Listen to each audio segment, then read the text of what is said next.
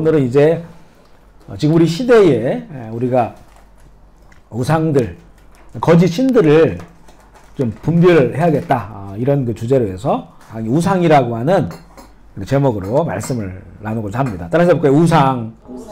우상. 우리 먼저 우리 계시록 21장 8절 말씀을, 이 말씀이 심각한 말씀이에요. 한번 읽어볼게요. 시작. 그러나 두려워하는 자들과 믿지 아니하는 자들과 흉악한 자들과 살인자들과 음행하는 자들과 점술가들과 우상 숭배자들과 거짓말하는 모든 자들은 불과 유황으로 타는 던져지리니 이것이 둘째 사망, 역사의 결론, 인생의 결론. 벌써 요한계시록 22장까지 있는데 21장이잖아요. 거의 이제는 역사가 끝이 나고 심판받고 영원한 불못, 두 번째 사망으로 가는 그 카테고리를 지금 말하고 있는데, 보니까 우리가 쭉 읽어봤을 때 지금 내가 이제까지 살면서 내지는 앞으로 우리가 살아가야 될 텐데, 그래도 가장 좀 이 부분에 꺼림직하게 느껴지는 것들이 가까이 다가오는 거 있을 거예요. 보면 처음에 두려워하는 자들이죠. 두려워하는 자들. 이것도 굉장히 특별히 믿는 자들에게, 뒤에 보면 믿지 아니하는 자들인데, 두려워하는 자들은 믿으면서 두려워하는 자들이에요. 그러니까 어찌 보면 안 믿는 거죠. 주의 말씀을. 믿는다면 안 두렵죠. 그런데 두려워하는 자들, 이거는 이제 정말 온전한 믿음이 아닌 사람들을 볼 수 있고, 이 부분에 대해서도 우리가 잘 점검해야 되는 그런 부분이 있고요. 그리고 믿지 아니하는 자들은 아니고 우리는, 그리고 흉악한 자들, 우리 흉악한가요? 네, 모르겠어요. 그리고 살인자들, 음행하는 자들, 점술가들, 우리랑 멀죠, 거리가. 그런데 이제 우상숭배자들, 이게 사실 거리가 멀어 보이잖아요. 우상숭배자들. 우리가 언제 내가 우상숭배했어? 거리가 멀어 보이는데 이 우상숭배자들이 나와 굉장히 관련돼 있을 수 있어요. 물론 그 다음에 거짓말하는 모든 자들, 사단 마귀가 거짓말하는 자들이니까 거기에 속아서 살아가는 거짓말하는 자들이 또 이 카테고리에 있잖아요. 그런데 정말 우상숭배자들이 우리는 나하고는 별로 관계가 없어. 오히려 나는 두려워하는 자들, 거짓말하는 자들, 여기에는 우리가 말씀을 조명해 볼 필요가 있는데, 우상숭배하는 자들하고 나는 거리가 멀어라고 생각할 수 있단 말이에요. 그런데 이제 우리가 나눈 이런 좀 내용들을 보면 그게 아니라고 하는 걸, 오히려 더 가장 관계될 수 있는 부류라고 하는 것을 우리가 이제 알게 되는 거고요. 우리 출애굽기 20장 3절 5절 말씀을 같이 한번 읽어볼게요. 출애굽기 23절 5절 시작. 너는 나 외에는 다른 신들을 내게 두지 마라. 너를 위하여 새긴 우상을 만들지 말고 또 위로 하늘에 있는 것이나 아래로 땅에 있는 것이나 땅 아래 물속에 있는 것에 어떤 형상도 만들지 말며 그것들에게 절하지 말며 섬기지 말라. 나 내 하나님 여호와는 질투하는 하나님인즉 나를 미워하는 자의 죄를 갚되 아버지로부터 아들에게로 3대까지 이르게 하거니와. 이게 출애굽기의 신명기의 말씀을 주시는 그런 이 말씀인데요. 보면 너는 나 외에 다른 신들을 내게 두지 마라. 이게 이제 또 다른 그 구절에는 보면 나 외에 다른 신들을 내 앞에 두지 마라, 이렇게 또 표현되어 있는 곳이 있어요. 그런데 이 부분은 내 앞에라고 하는 것이 그냥 이 문자적으로 내 앞에 이런 의미보다는 내가 있는 곳에 다른 신을 두지 말라. 다른 가드스죠. 다른 신들을 그곳에 두지 마라. 그리고 보면요, 우상을 왜 만드냐면, 다른 신들을 왜 섬기냐면요, 너를 위하여 새긴 우상을 만들지 말고. 그러니까 결국엔 삶이 나를 위한 삶을 목적하는 자들이 우상을 만드는 거예요. 하나님을 위한 삶을 산다면, 나를 지으셨죠. 내가 어떻게 지었습니까? 하나님의 이미지로 만들어졌어요. 하나님 이미지, His own image. 이게 하나님의 형상이에요. 그의 형상으로 우리를 만들었어요. 그러니까 우리를 창조하신 하나님, 나를 창조한 하나님, 그 이미지로 나를 만들었기 때문에 우리는 그 이미지를 이미 가지고 사는 사람이에요. 그런데 그런 사람들은 하나님을 위하여 살죠. 하나님과 사랑하고 교제하고 거기서 만족을 누리고 그것으로 인생의 가장 큰 가치를 거기서 찾고요. 그리고 그것을 그렇게 살면 잘 살았다, 이렇게 말하는 거예요. 그런데 이제 나를 위하여 새긴 우상을 만드는 겁니다. 나를 위해 살고자 했을 때 이 우상들을 만든다는 거죠. 하나님께서는 우상 만들지 말고 어떤 형상이라도 만들지 말라. 그러면 하나님 어떤 분입니까? 형상이 없는 분입니다. 이 세상에서 어떤 것으로도 그 형상을 꾸밀 수 없는 그 분이 하나님이에요. 왜냐하면 하나님은 그 형상을 우리에게 주셨어요. 그래서 하나님은 우리와의 어떤 관계를 원하십니까? 형상이 없다고 하는 것은 마음껏 살아있는 관계를 갖기를 원하는 거죠. 어떤 형상을 만들어버리면 거기 갇히잖아요. 그 형상을 찾아가야만이 그 신에게 만날 수 있고 경배할 수 있는 거거든요. 왜 여기 캄보디아 왕궁 앞에 있는 그 팔 8개 달린 비슈누 시인에게 사람들이 줄 서가지고 경배하나요? 거기 와가지고. 왜냐면 거기 형상이 있기 때문에 그래요. 그 형상. 물론 그 형상은 아무것도 아니지만 거기에 수십 년, 수백 년을 거기서 절을 하면 거기 있는 마귀가 귀신이 당연히 거기서 경배를 받는 거죠. 마귀에게 절하는 거죠. 우상이 되는 건데, 그래서 이제 그 다른 이미지를 새기지 말라는 겁니다. 이것은 이제 당시 출애굽기 시대에는 이 눈에 보이는 그 이미지를 만드는 시대였기 때문에 그 눈에 보이는 이미지를 만들지 말라. 이런 의미가 1차적인 의미고, 두 번째는 그것을 절하지 말라고 하는 것은 그것을 마음에 새기지 말라는 겁니다.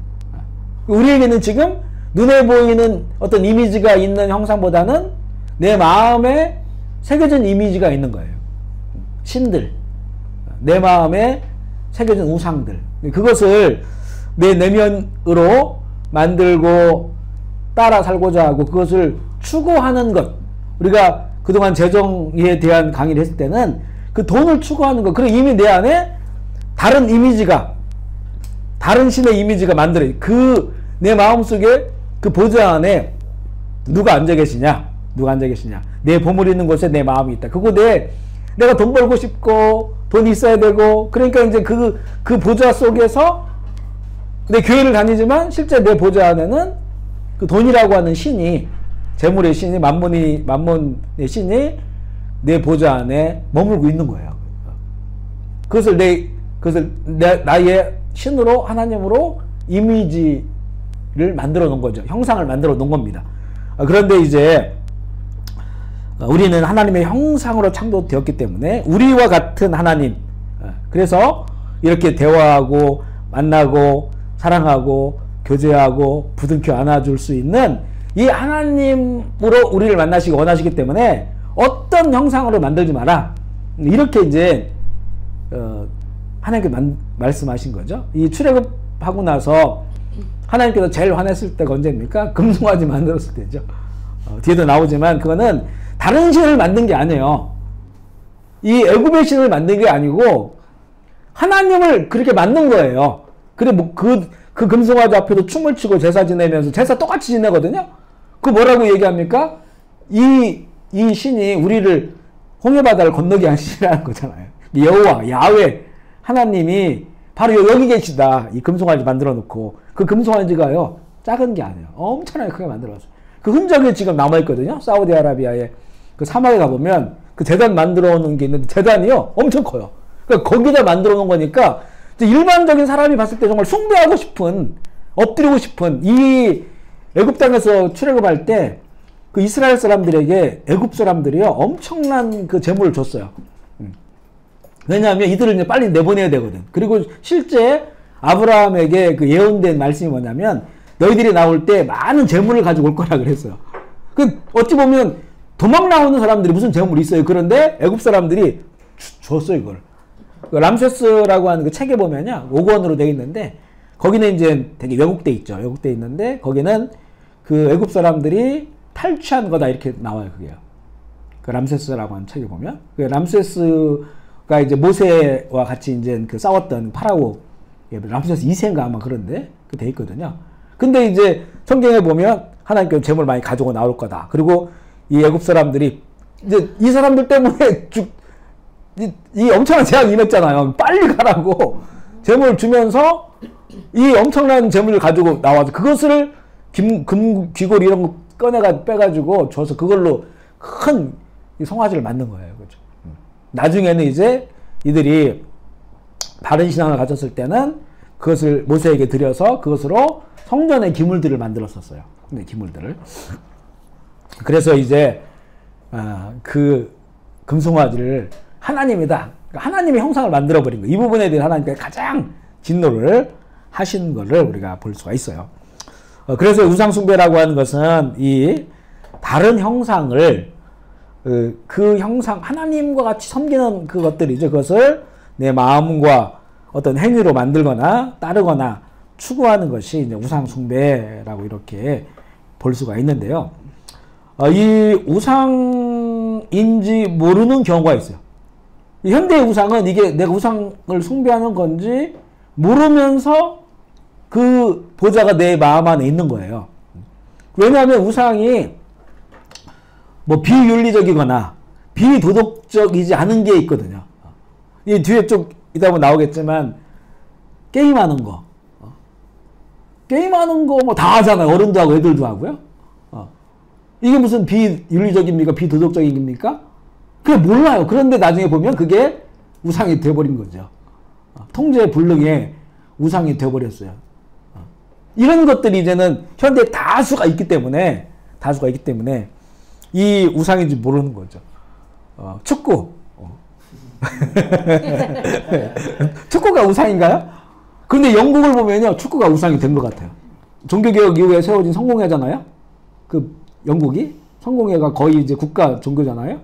그런데 축구회 완전히 1년 전에 예매를 해야 그 프리미어리그 좌석을 얻을 수가 1년 내내 그걸 기다려요. 그래가지고 그 자리가 막 매진돼가지고 어마어마하죠. 주일날도 없어요. 주일날도 없어요. 다 거기 가서 그 각도 주마다 다 있잖아요. 그 팀들이. 맨체스터 유나이티드, 그죠? 리버풀. 그러니까 이게 결국에는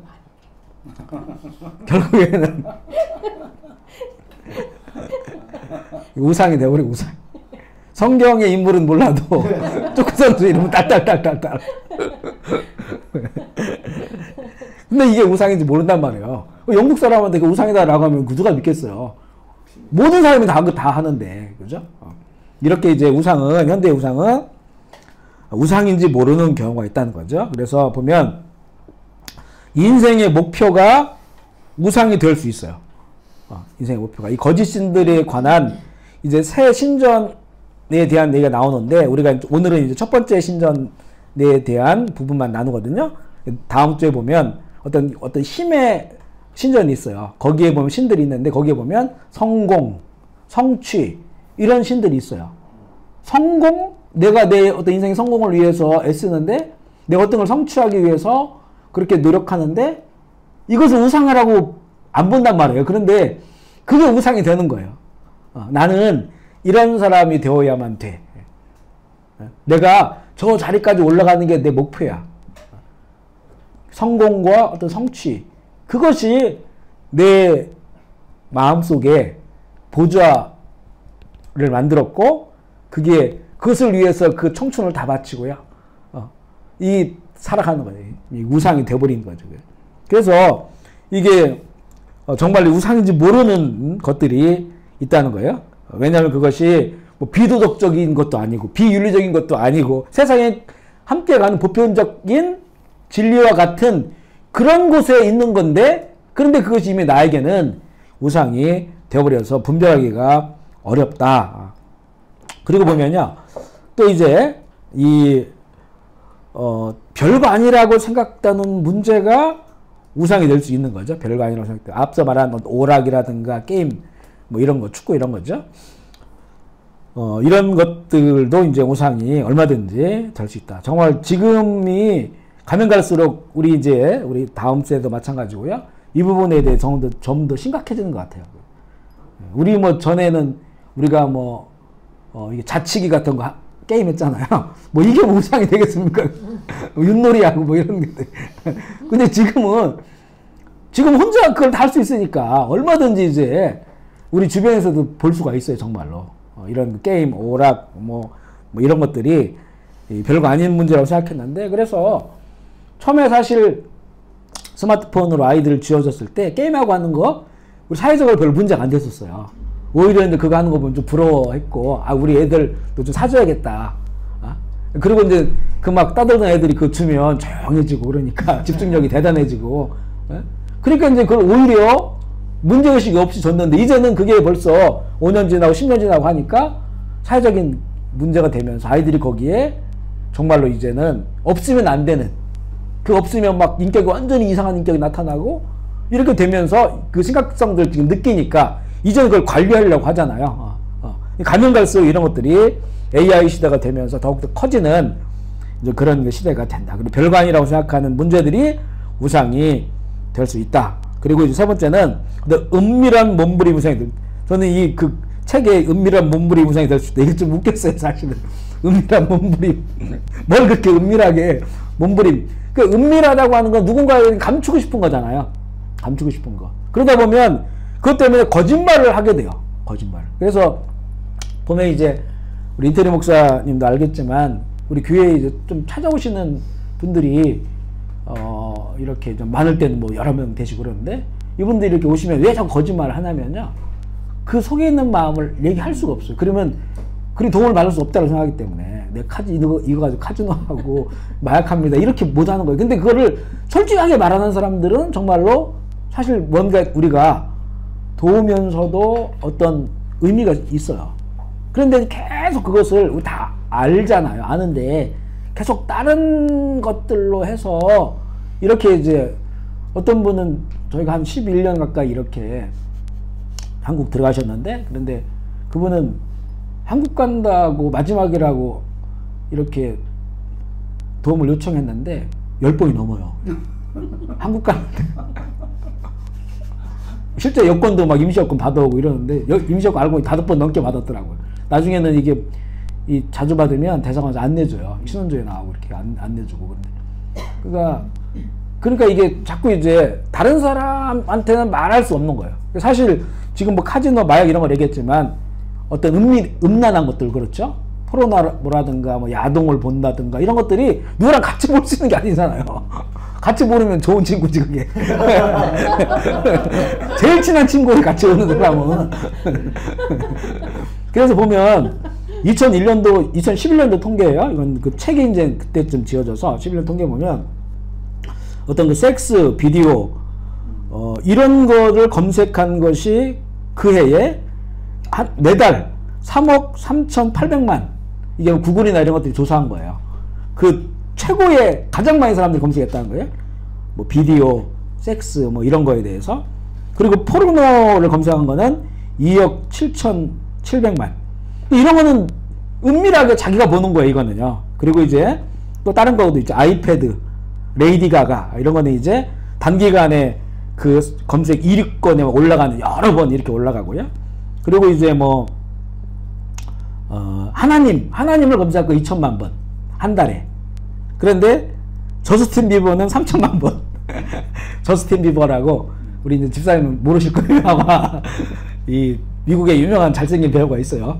지금은 모르겠어요, 한물 갔는지 모르겠지만 전에 보면 이게 이제 한 10년 전이니까. 근데 하나님보다 더 많이 검색을 했어요, 저스틴 비버를. 그러면 이제 이런 것들이 다 이런 검색어 같은, 요즘 같은 경우는 보면 사람들의 관심이 어디 있는지를 보게 된다. 그럼 거기에 특별히 이제 이런 그 은밀한 몸부림들이 거기에 많이 있어요. 이게 신앙을 정말로 이게 성장하지 못하게 만드는 그런 그 내 안에 있는 거짓 신들의 그런 모습으로 우리가 좀 볼 수가 있고요. 그러면서 이제는 좀 구체적으로 내 우상이 뭔가, 이런 것들을, 물론 굳이 이것을 현재의 우상이 아닐지라도 우상화 되려고 하는 것들이 있어요. 이런 것들을 분별해서 미리 차단하지 않으면 나중에 우상이 되어버리거든요. 그래서 그걸 분별하는 그 몇 가지의 그런 내용들이 있죠. 무엇에 실망하는가. 내가 자꾸 실망하고 좌절하고 절망하는 그것을 주는 그게 뭐냐. 이런 것들을 찾아보면 돼요. 뭐 아이들이 자꾸 성적이 막 자꾸 D를 맞아 온다. 그래 너무 실망스럽다. 그러면 이것들이 과해져 버리면 결국 그 아이가 내 우상이 되는 거예요, 그게. 내 우상이 된다. 아니면 이제 뭐 경제적인 부분도 있을 테고요.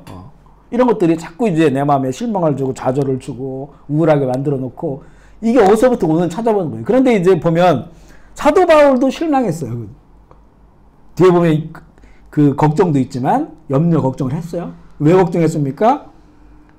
교인들이 정말 순수한 십자가 복음 안에 서지 못하는 걸 보면서 거기에 대해서 실망하는 거예요. 자, 이제 실망인데 그 실망이 어디서부터 왔느냐? 이 바울에게 그 실망과 걱정은 그게 하나님의 뜻이 이루어지지 못하는 것에 대해서 그 실망 걱정한 거예요. 그러면 그 안에 있는 실망도 염려도 그게 하나님의 일 때문에 그렇다면 그건 하나님이 내 안에 내 보좌가 되는 거죠. 하나님이 나의 참된 신이시죠. 그런데 다른 것들로 실망하는 거예요. 그럼 무엇에 대해서 불평하는가?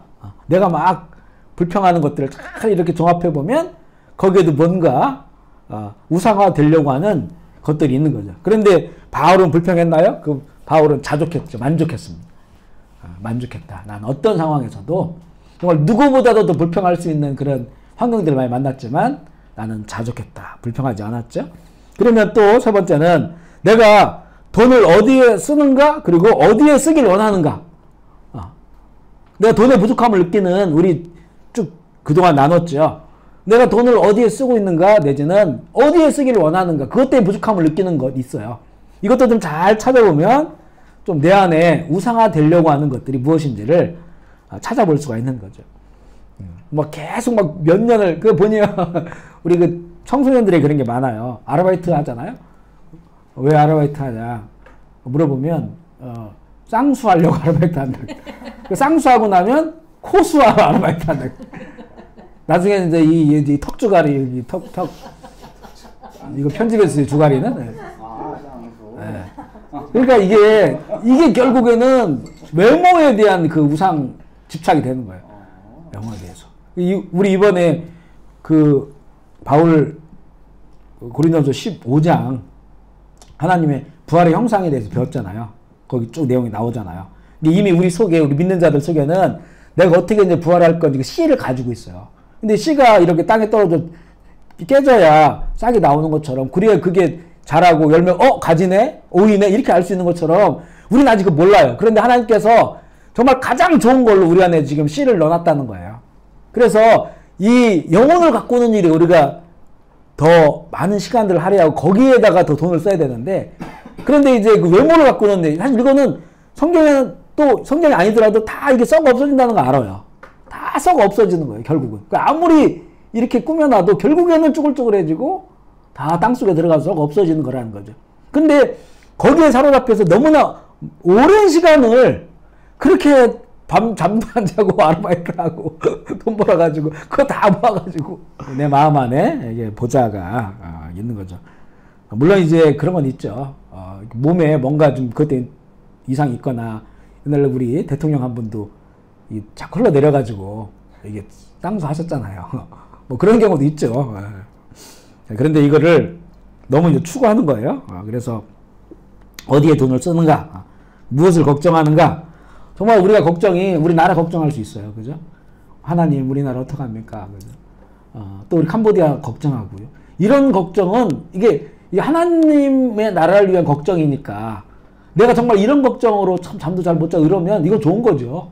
내 속에 하나님 내 주인이구나. 그런데 먹고 사는 거 걱정하고 뭐 이런 걱정들로 자녀 걱정하고 어떤 막 이런 코로나 두려움으로 걱정하고 이런 것들이 막 내 삶에 너무나 많이 있으면 그러면 내 안에 무언가 이 신이 복잡한 신들이 내 안에 있다고 하는 것을 느끼는 거고요. 내 안식처, 내 피난처는 어딘가, 내가 따뜻하게 느끼는 것이 뭔가 이런 거죠. 따뜻하게 느끼는 게 뭔가.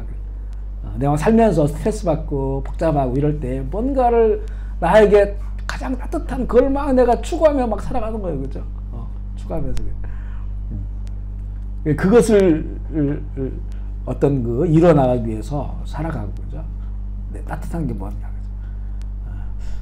이제는, 저희도 이제 젊었을 때는 여러 가지 것이 있었지만, 이렇게 보면 이제, 지금은 좀 그래요. 정말 예배 드리고 나면, 예배 한번 쫙 드리고 나면, 더 이상 바랄 게 없어요. 그 만족감이라는 일을 말할 수가 없어요. 그러니까 이렇게 여기 지금 죽으면 딱 좋겠다 이런 거 있잖아요. 지금 죽으면 딱 좋겠다. 예배 잘 드릴 때 그죠? 그게 제일 그곳에서 따뜻함을 느끼는 게 스스로 보면서 그래도 주인이 바뀌었구나. 내 속에 있는 주인이. 전에는 저 배 하나 구해가지고 좋은 친구들이랑 낚싯대 들고 가서 낚시 이런 것들 되게 많이 상상했거든요. 나의 따뜻함 그죠? 피난처 이런 것들 점검해 볼 필요가 있고 무엇에 화를 내는가. 예수님도 화냈어요. 그죠? 화냈고 그 어떤 그 거룩한 분노죠. 화를 내죠. 근데 그것이 정말 하나님의 마음을 가지고 의분을 가진 거예요. 예수님이 예루살렘에 성전을 뒤엎어버린 것처럼. 그런데 내가 화내는 게 뭐 돈이 없어서 남편한테 화내고 바가지 긁고 그죠? 그리고 뭐 남들은 잘 먹는데 나는 이렇게밖에 못 먹어. 그런 것 때문에 막 분노하고 뭐 이런 것들 자꾸. 그래서 또 정의에 대해서도 정의도 이게요. 정의가 정말 하나님의 이 공의로 화가 나는 것은 의문이지만 세상이 말하는 그런 정의 가지고 정의롭지 못해라고 자꾸 화내고 하면 이것도 또 하나는 자기 속에서 뭔가 하나를 신을 만들어 놓은 거예요. 사실은 이 부분도 잘 분별해 봐야 되는 그런 내용이고요. 또 이제 무엇을 꿈꾸느냐 이런 거죠. 나의 꿈 이것이 정말로 하나님의 나라. 지금은 정말 하나님의 나라를 꿈꾸는 게 다른 꿈은 없어요. 하나님의 나라가 이루어지는 거거든요. 하나님의 나라는 어떤 체제나 제도가 바뀌는 게 아니고 사람이 바뀌게 되는 거기 때문에 그 부분에 대한 꿈을 꾸는 거예요. 그런데 우리가 이제 많은 꿈들이 있죠. 그 꿈이 정말로 세상적인 것이라고 한다면 그러면 이것도 이제 잘 분별해 봐야 되는 그런 그 내용임을 우리가 알게 됩니다. 그래서 이 현대의 우상들을 우리가 분별해야 된다. 우리 또 교인들이 가지고 있는 우상들이 있어요. 교인들의 우상. 우리 이사야 29장 13절 읽어볼게요. 시작. 주께서 이르시되 이 백성이 입으로는 나를 가까이 하며 입술로는 나를 공경하나 그들의 마음은 내게서 멀리 떠났나니 그들이 나를 경외함은 사람의 계명으로 가르침을 받았을 뿐이라. 여기서 보면요. 주께서 이르시되 이 백성이 누굽니까? 이게 하나님을 믿는 자들이에요. 그래서 이들이 입술로 하나님을 공경해요. 입술로. 그리고 그런데 그들의 마음이 하나님을 떠났어요. 그 마음 속에 다른 것들이 있어요. 그리고 내가 하나님을 경외합니다 라고 하는데 그들이 따라 살아가는 걸로 보면 사람의 계명으로 가르침을 받은 거예요.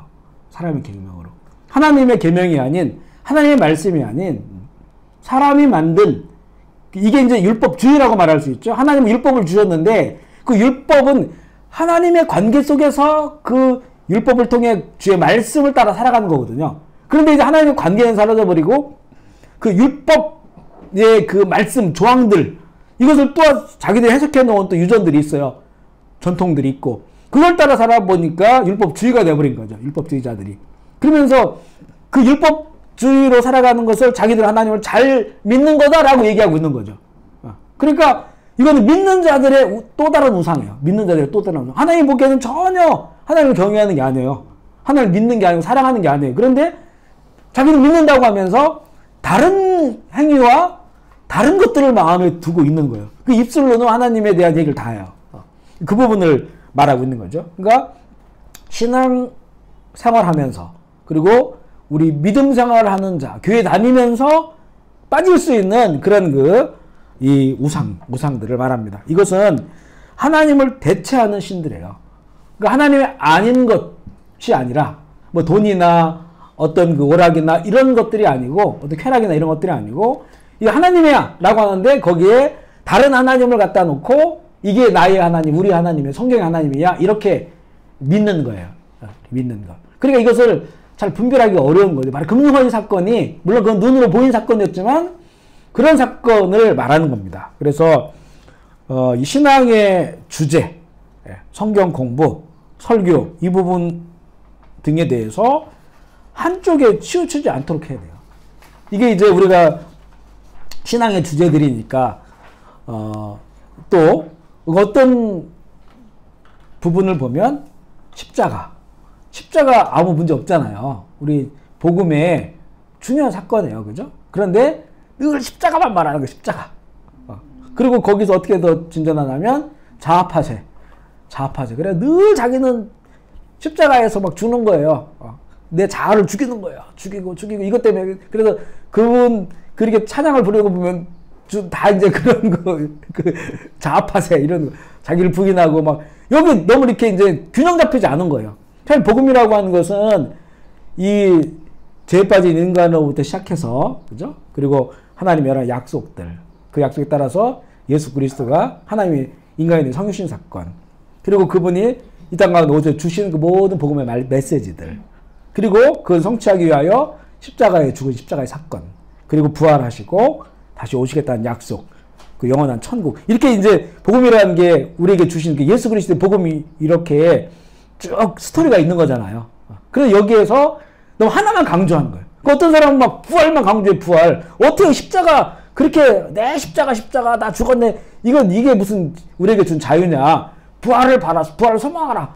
근데 또 여기를 강조하다 보면 자기 죽음이 없는 거예요. 그냥 십자가 없이 늘 부활의 영광만 보고 이러다 보면 이게 이제 어떤 번영신학이나 기복신학으로 가는 거예요, 이제. 부활의 영광만을 보는 거죠. 또 어떤 분들은 또 어떤 종말론에 빠져서 예수 그리스도의 재림 오시는 이것만 또 얘기하는 거예요, 이게. 거기에 너무 집중화돼 있어요. 교회는 매일 성경으로 하잖아요. 왜 하고자 하는 이유 중에 하나가 뭐냐면 그 균형을 좀 잡으려고 그런 거예요. 매일 성경 하다 보면 창조도 나오고, 그죠? 인간의 타락도 나오고, 이스라엘 출애굽도 나오고, 시편도 나오고, 그리고 십자가, 부활, 재림 다 나오니까 그때 만나는 것마다 그걸 중심 주제로 해서 나누니까 그래도 우리가 좀 균형 잡히게 이 예수 그리스도의 복음을 이해하고 그 복음으로 살아가야겠다라고 하는 그런 거죠. 한쪽에 너무 많이 기울어져 버렸을 때 이것이 우리 신앙인들에게는 또 다른 그 우상의 그런 그 문제가 될 수 있다고 하는 것을, 그래서 신앙생활도 한쪽에 치우치지 않고 잘 균형 잡히게 해야 됨을 우리가 알아야 되고요. 그리고 이제 자기 이미지로 만든 하나님을 숭배하는 거예요. 자기 이미지로. 그리고 하나님을 자기 이미지 메이킹을 하는 거예요. 그래서 하나님께서 아담과 하와에게 선악과를 따먹으면 정령 죽으리라, 이렇게 말씀하셨잖아요. 그런데 그 하와가 그 뱀 앞에서 뭐라고 말합니까? 하나님께서 먹으면 죽을까 하노라? 뭔가 이제 하나님을 하나님의 그 말씀하신 하나님의 성품이잖아요. 하나님의 성품을 뭔가 좀 더 부드럽게 만들어 놓은 건데, 쉽게 만들어 놓은 거죠. 죽을 수도 있고, 안 죽을 수도 있고. 이렇게 이제 스스로 말씀을 분명히 하나님도 들었는데, 그것을 자기화 시켜버렸어요. 그래서 다른 하나님, 뭔가 이미지가 다른 그 하나님을 자기 안에 만들어 놓은 거죠. 그래서 이런 게 있어요. 우리 신앙생활 하면서도, 이렇게, 하나님은 내 마음 아셔. 그죠? 주님은 나의 친구야. 이게 틀린 게 아니에요. 틀린 게 아닌데, 그런데, 그런 하나님을 늘 관계하려고 하는 거예요. 그러니까 결국에는 이게 어떻게 되냐면, 자기 변화가 없어요. 말씀에 대한 철저한 회개와 자기 변화가 없이, 내가 이렇게 연약해서 넘어진 거, 이거 하나님 다 아셔. 그리고 그것을 주님은 친구처럼 나를 그것을 이해해 주신 분이야. 그런데 이게 이 부분에 자꾸 이렇게 몰입되어 있는 경우가 있어요. 그러면 공의로운 하나님을 경외한다? 경외한다고 하는 것은 두려움, 살아계신 하나님에 대한 그 두려움을 가지고 섬기는 거거든요. 하나님에 대한 그 경외심이 사라져버려요. 그냥 하나님을 그냥 나를 잘 알아주고, 나를 이해해주고, 그런 그 친구처럼 그렇게 하나님을 섬기는 거예요. 그래서 제가 이제 우리 부목사 할 때 보면, 어떤 청년들 좀 이렇게 대화하다 보면요, 각자마다 하나님에 대한 그 느낌들이 이렇게 결이 달라요.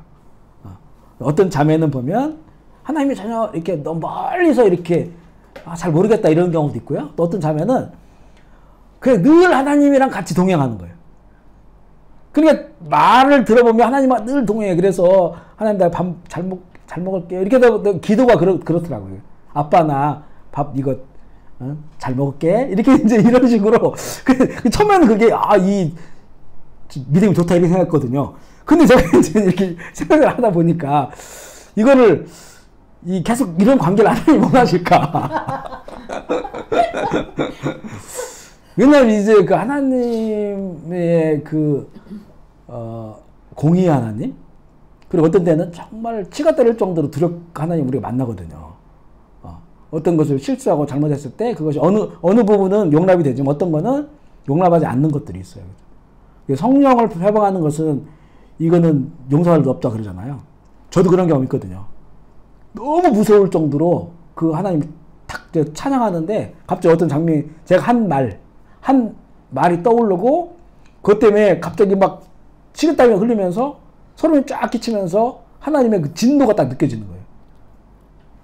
그때 그 하나님에 대한 그 이미지가 완전히 달라졌어요, 이게.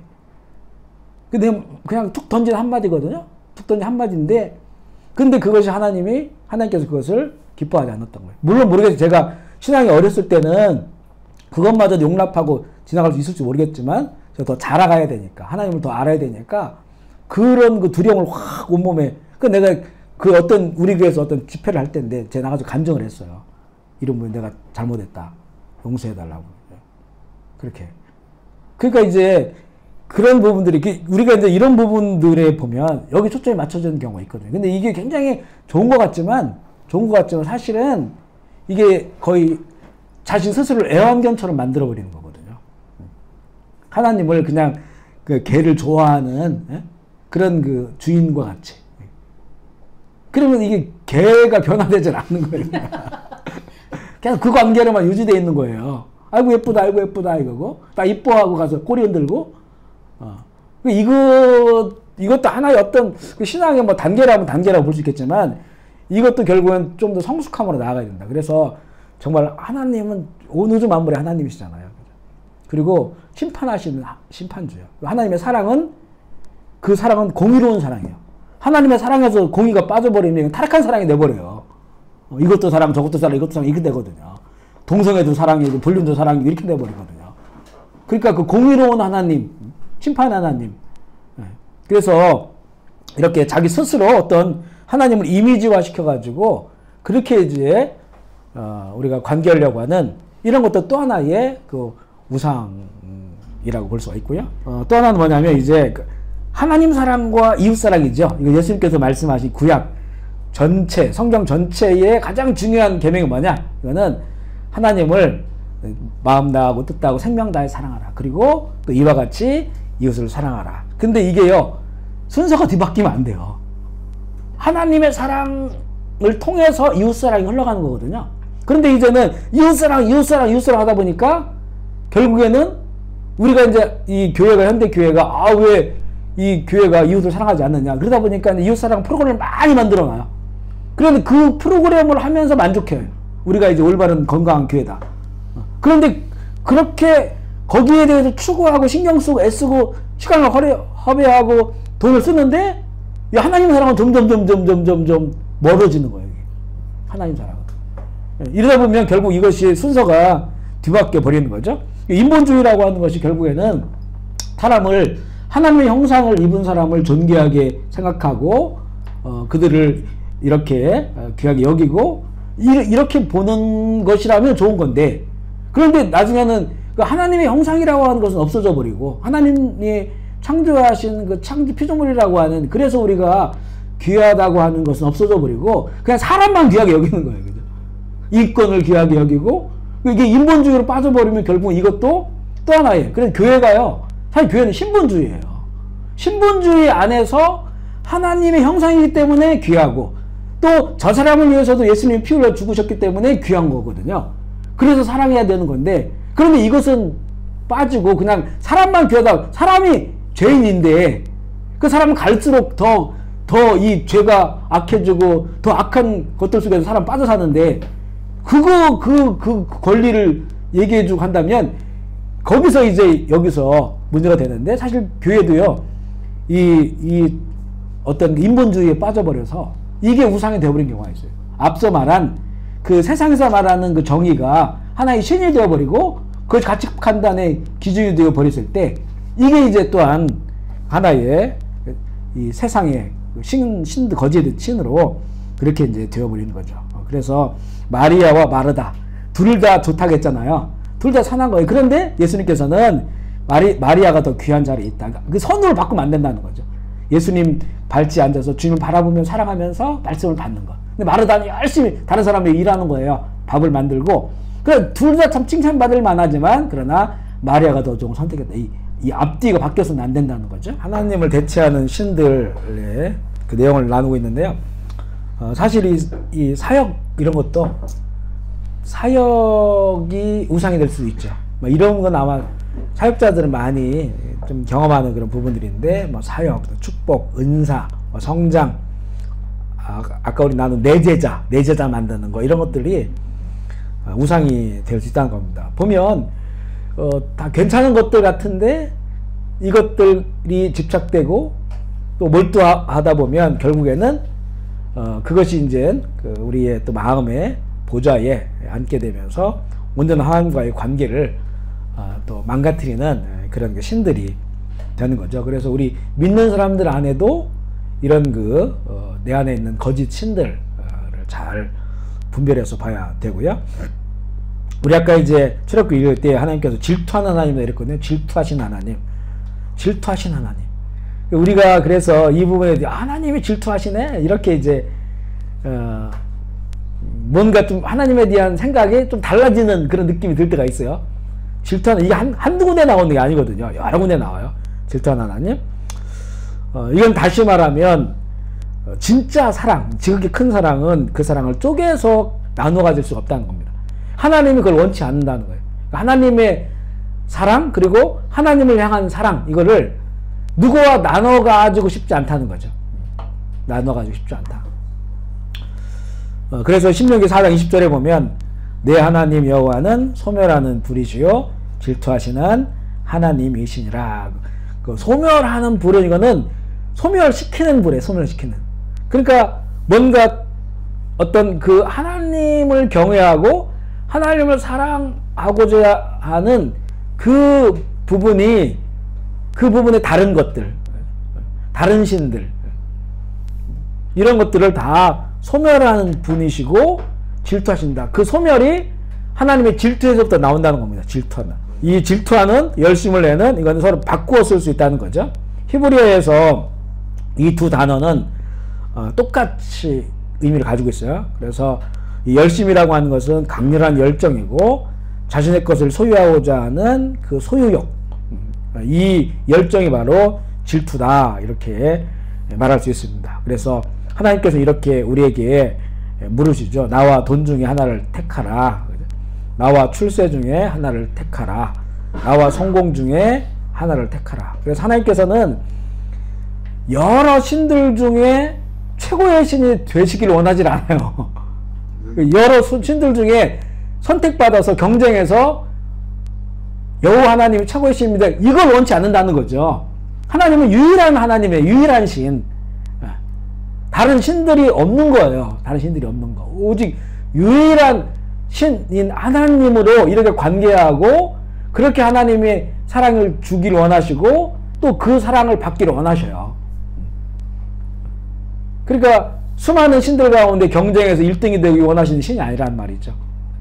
모든 신들 가운데 앞선 신이 되길 원하지 않는단 말입니다.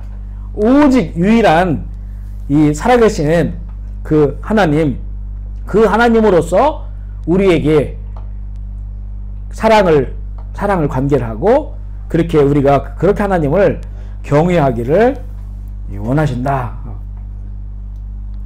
하나님을 향한 사랑은 무한한 사랑이 되어야 되고요. 또 세상을 향한 사랑은 이게 관리되어야 되고 절제되어야 합니다. 그런데 여기서 세상이라고 하는 것은 마귀를 말해요. 마귀, 사단을 말해요. 근데 이 세상을 향한 사랑이 무한하면, 관리되지 않고 절제되지 않으면 마귀를 무한하게 사랑하는 거예요. 하나님의 사랑은 오히려 제한되고 마귀에게 뭐 돈을 사랑하거나 아니면 어떤 뭐 오락이나 또 다른 쾌락과 즐거움을 사랑한다면 그것을 무한히 사랑하고 있는 거예요. 하나님의 사랑은 오히려 제한되어 버리고요. 그래 하나님이 원하시는 건 그게 아니죠. 하나님을 향한 사랑이 무한한 사랑이 되기를 원합니다. 하나님은 우리를 그렇게 사랑하시기 때문에, 그리고 세상에 대한 다른 것들은 그것이 절제되어지고 관리되어져야 됨을, 그래서 오직 하나님만을 경외하는, 사랑하는 그런 관계를 맺기를 원하십니다. 우리 여호수아 24장 한번 펴보실까요? 여호수아 24장. 여기는 선택하라. 선택하라. 여호수아 24장 14절 15절 읽어볼게요. 여호수아 24장 14절 15절 시작. 그러므로 이제는 여호와를 경외하며 온전함과 진실함으로 그를 섬기라. 너희의 조상들이 강 저쪽과 애굽에서 섬기던 신들을 치워버리고 여호와만 섬기라. 만일 여호와를 섬기는 것이 너희에게 좋지 않게 보이거든 너희 조상들이 강 저쪽에서 섬기던 신들이든지 또는 너희가 거주하는 땅에 있는 아모리 족속의 신들이든지 너희가 섬길 자를 오늘 택하라. 오직 나와 내 집은 여호와를 섬기겠노라 하니. 이 질문을 우리에게 하는 겁니다. 선택하라. 조상들이 애굽에서 섬기던 신들, 이게 보면 과거에 섬겼던 그런 그 신들입니다. 과거에 섬겼던 신들. 그 과거에 애굽 땅에서 섬겼던 신들은 어떤 신들이냐면요, 자기가 고를 수 있는 신들이었었어요. 베스킨 라빈슨, 내가 골라 먹는 아이스크림, 31 골라 먹을 수 있어요. 이게 이제 애굽에서 신들은 어떤 신으로 자기가 골라서 섬길 수 있단 말이에요. 그 과거에 섬겼던 신들, 우리에게도 보면요, 과거에 섬기던 신들이 있습니다. 물론 우리의 조상들이 섬기던 섬들이 당연히 있죠. 우리 500년 불교 숭불 정책, 또 500년 조선시대 숭유, 조상신들을 섬기고 절했던, 그죠? 이게 우리 조상들의 신이기도 하고, 또한 우리 개개인적으로 주님 만나서 하나님과 관계하기 전에 우리가 추구했던 것, 우리가 즐겨했던 것, 그죠? 이런 것들이 우리의 이 애굽 땅의 신들이었습니다.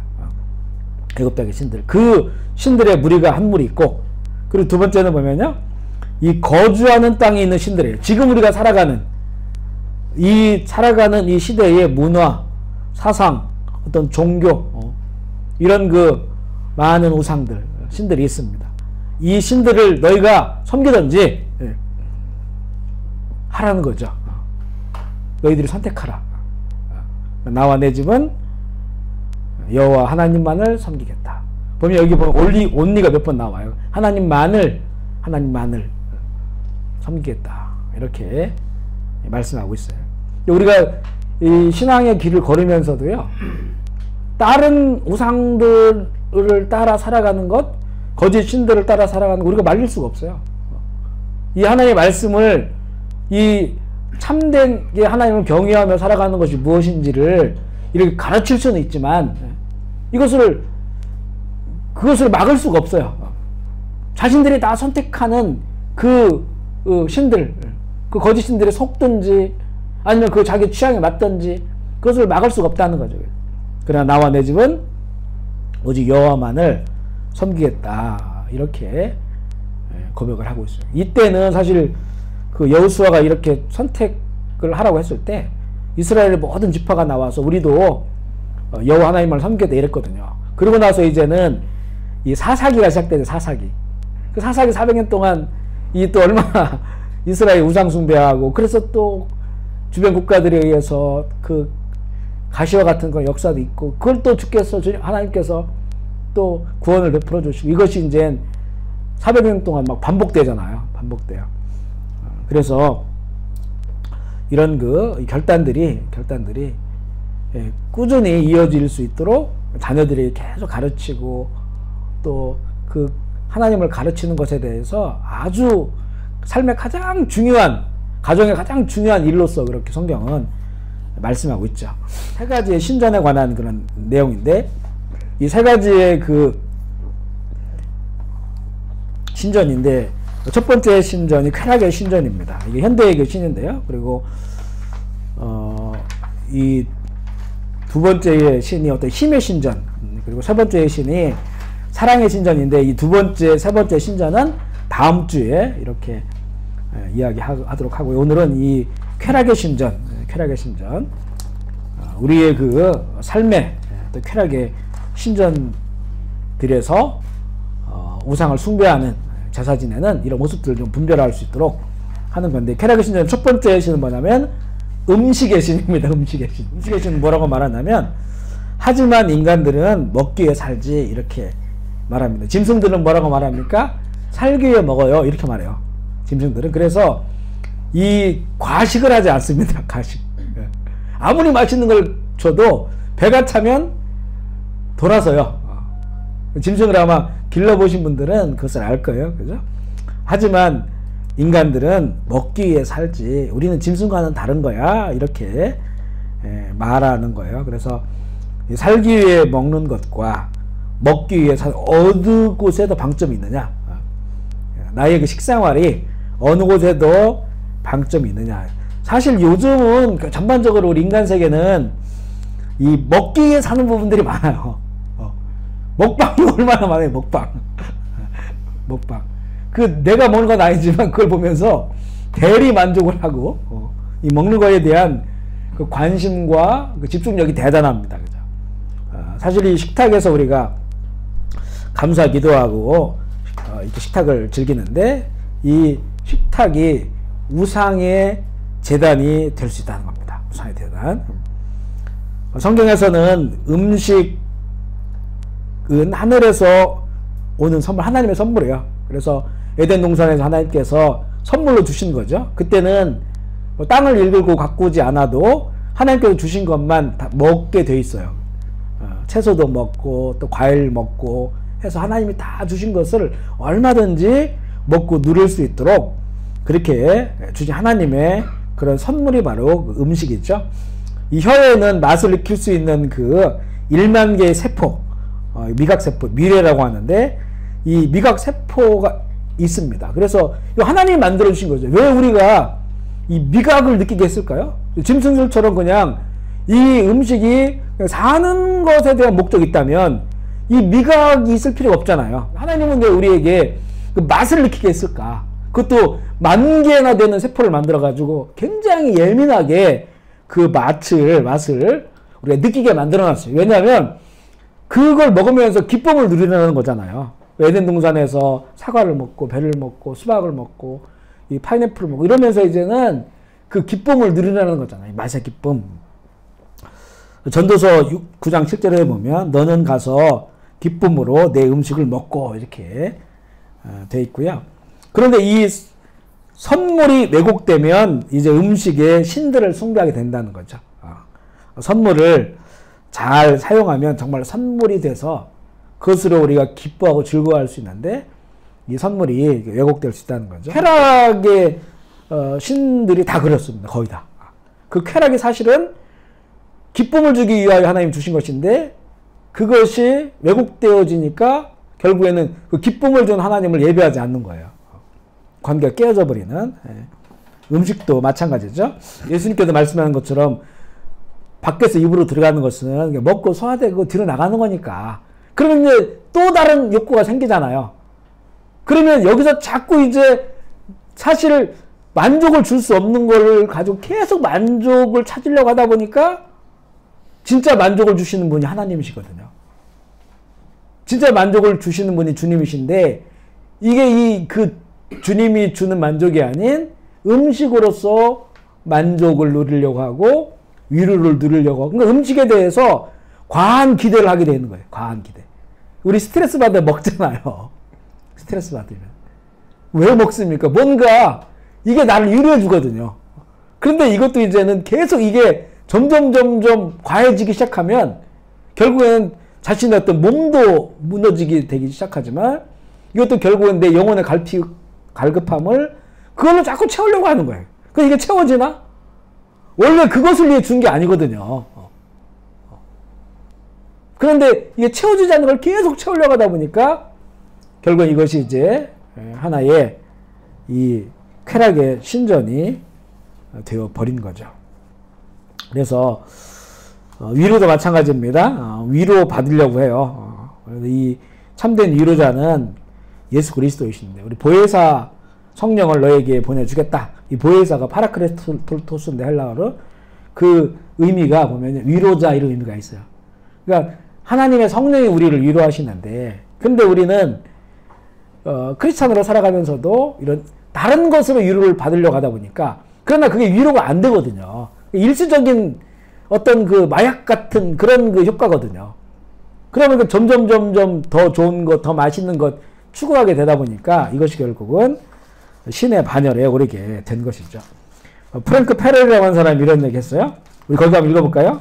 제일 밑에 부분, 인류의 시작. 인류의 질병과 세계재난의 상당 부분은 육신의 음식으로 영혼을 먹이려고 애쓰는 억제되지 않는 만연한 습관에서 인한 것이다. 네, 우리가 영혼이 정말 가면 갈수록 갈망이 일어나고 갈증이 일어나고 그런데 이것을 자꾸 먹는 것으로 채우려고 하다 보니까 그 영혼이 이게 달래지지 않는데 이것으로 자꾸 달래지려고 하니까 결국에는 이 많은 인류에 문제가 발생한다 이렇게 말을 하고요. 사람에게 주신 성은 번식을 위한 것만이 아니라 기쁨을 준다는 겁니다. 기쁨. 그리고 앞서도 말했지만 이 선물을 주신 하나님을 더 깊이 사랑하고 예배해야 되는데 그러나 그 선물이 오히려 하나님의 경쟁 상대가 되어버렸어요.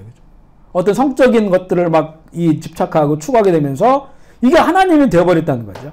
그래서 이 성의 영적 의미를 상실하고 하나님이 주신 그 의미를 상실하고 바로 쓰지 못했을 때 그래서 그것에 목적을 두기 시작하면서 이 성의 신을 숭배하게 되죠.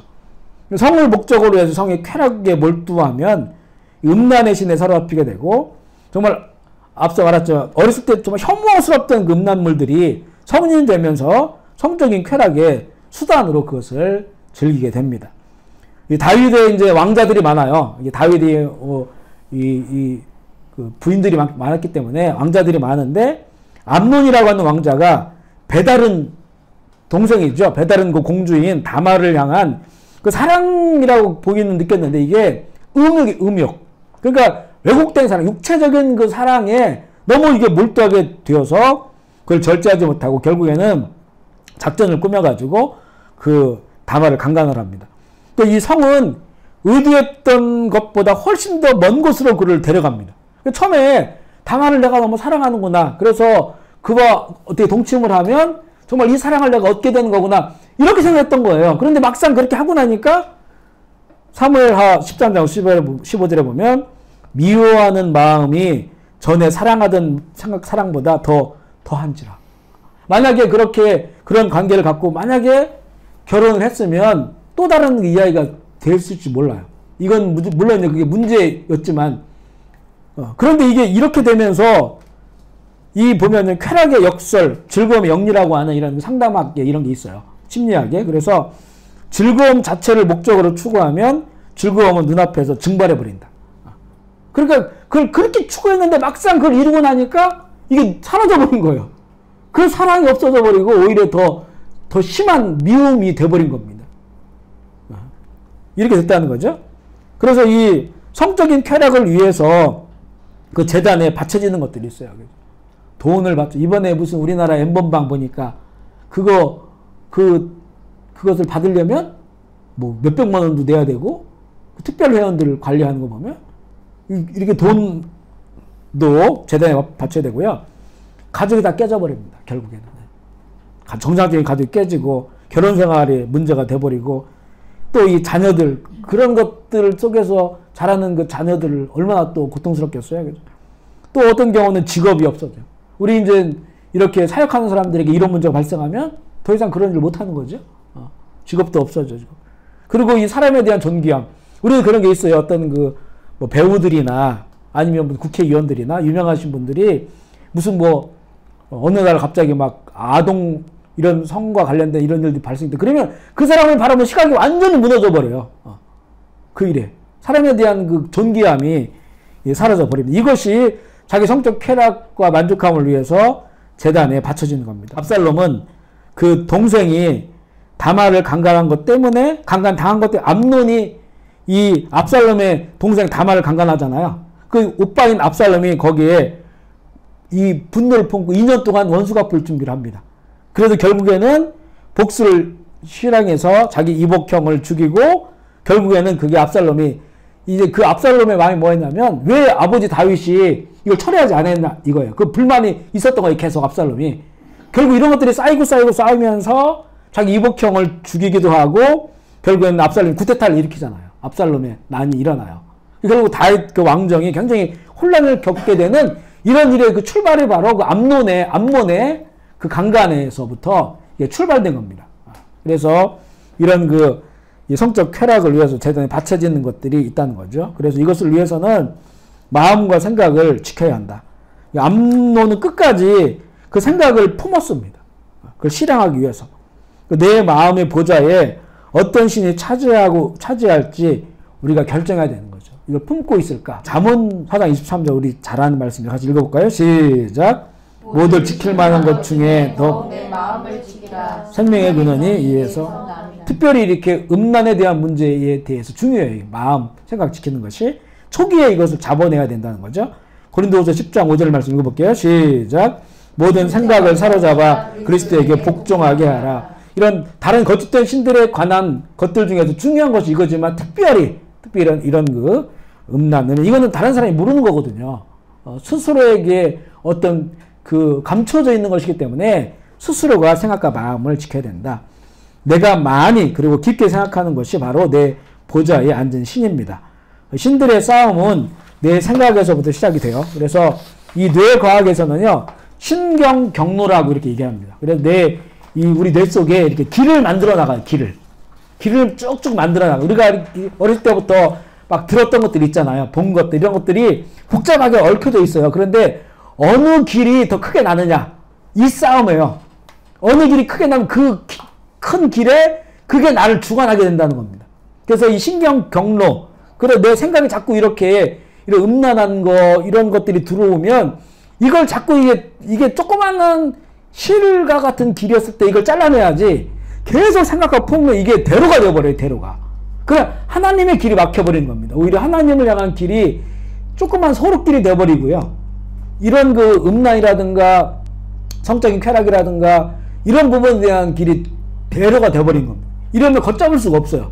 그러니까 성중독 사태가 벌어지게 되는 것이 바로 이 자기의 길을 잘못 내서 그런 겁니다. 이 길을 내는 거는 철저히 자기의 생각과 마음을 관리해야 된다는 거죠. 그래서 고린도후서 말씀처럼 그런 것들이 들어올 때 이걸 다 정말 이 예수 그리스도에게 복종할 수 있도록 그것이 십자가에 파쇄시키고 이거는 끊임없이 되어져야 돼요. 처음에는 이게 어려워도 자꾸 하다 보면 결국에는 복종이 됩니다. 왜냐하면 그리스도가 진리이기 때문에 진리 안에 비진리는 다 복종되게 되어 있어요. 우리가 진리를 알지니 진리가 너희를 자유케 하리라. 반대로 비진리가 너희를 묶을 것이다. 이것도 알아야 된다는 거죠. 비진리가 자꾸 커져버리고 우리가 묶여버린다는 거예요. 이 지금 거짓 신들이 다 우리를 묶는 것들입니다. 그러니까 진리 안에 자유를 누리고자 한다면 진리신 예수 그리스도 안에 그런 생각들을 다 마음들을 복종시켜야 된다. 그래서 이 신경 경로에 예수 그리스도의 대루를 딱 내놓아야 이것이 관리가 되는 겁니다. 절제가 되고 관리가 되고 진짜 선물 받은 것 그것을 기쁨으로 우리가 누릴 수가 있는 거죠. 제가 이제 성이 하나님의 선물일 때 이렇게 읽으면요. 요 밑에 한 구절씩 읽어주세요. 성이 하나님의 선물일 때 견고한 결합을 가져다 준다. 그러나 신이 되면 외로움을 가져다 준다. 성이 하나님의 선물일 때 즐거움을 가져다 준다. 그러나 신이 되면 허무함을 가져온다. 성이 하나님의 선물일 때 만족을 가져다 준다. 그러나 신이 되면 예속을 요구한다. 성이 하나님의 선물일 때 관계의 친밀함을 가져다 준다. 그러나 신이 되면 관계의 균열을 가져온다. 성이 하나님의 선물일 때 연합을 가져다 준다. 그러나 신이 되면 이혼의 원인이 된다. 성이 하나님의 선물일 때 아름다운 것이지만 신이 되면 무자비한 폭군이 된다. 이 책에 이 내용이 있어가지고 내용 읽어보니까 굉장히 공감이 돼서 이렇게 적어놨습니다. 선물을 주신 하나님을 예배하면 이 땅에서도 그 선물로 인하여 천국을 누리지만 쾌락의 신들을 예배하면 이 땅에서 지옥을 경험하게 된다. 이렇게 이제 볼 수 있고요. 세 번째는 이제 오락의 신인데요. 오락의 신은 뭐라고 말하냐면, 오락이 무슨 신이야. 놈들 다 아는 것인데, 오락이 무슨 신이 이렇게 말하거든요. 근데 이제 오락은 정말로 교세를 확장하는 신흥 종교입니다. 가면 갈수록. 저 우리 자녀들 보면 그래요. 이 오락은 교세를 확장하는 신흥 종교. 정말 현대에서 굉장히 강력한 힘을 가진 그런 그 신입니다. 예를 들면 영국의 축구, 인터넷 게임, 또 연애 프로그램 보고 있으면 시간 가는지 모르거든요. 그런데 그 얘기 들어보면요, 별 얘기가 없어요. 다른 연예인 뭐 이런 거 누가 그랬다 이런 내용들만 얘기하는 거거든요. 잡담에 잡담. 근데 그 잡담인데 이걸 보면서 시간 가는지 모르고 있는단 말이죠. 그래서 이 15세의 게임 중독 소년이 마약 중독의 모든 특징을 가지고 있다는 보고서가 있습니다.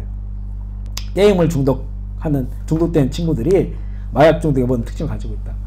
제가 몇 년 전에 한국에 갔었을 때요, 어떤 우리 교인이 다른 교회 다니시는 분의 이야기를 듣고 그 아들을 한번 꼭 만나달라. 그래서 저희 이제 제가 섬기는 우리 파송교회에 이렇게 주일날 오후에 그 고등학생인 아들을 데리고 왔어요. 근데 이제 문제가 뭐냐 했더니 아이가 굉장히 똑똑한 아이였는데, 그런데 이제 그 부모님이 이 아이를 의사를 만들고 싶었나 봐요.